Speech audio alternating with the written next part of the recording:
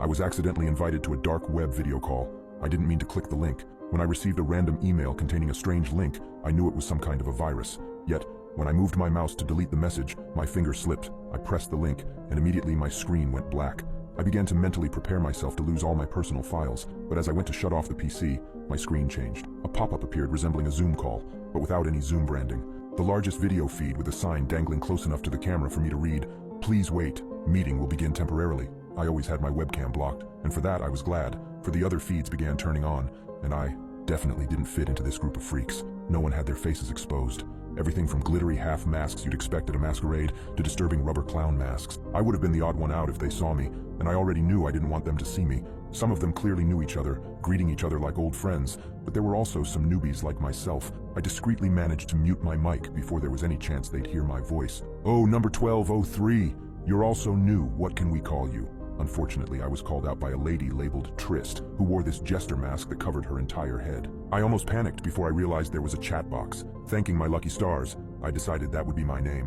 I typed Lucky Star in the chat. "Great to meet you, Lucky Star. I'm glad you've accepted the invitation. I'll change your screen name real quick." I figured the best choice would be to sit through this and then skedaddle the moment it was all over. It would be way too awkward to leave now that I had a nickname and everything. Everyone seemed friendly enough. I got a few hellos, and someone in a pig mask managed to snort and say my name at the same time. It was kinda entertaining, and it wasn't like I had anything better to do. God, how I'd regret that. The sign in front of the largest feed twitched before it was yanked from the picture. Chatter spiked before everyone started shushing each other and muting their mics. It was like the lights dimming in a theater. Time to be quiet. The show was about to begin.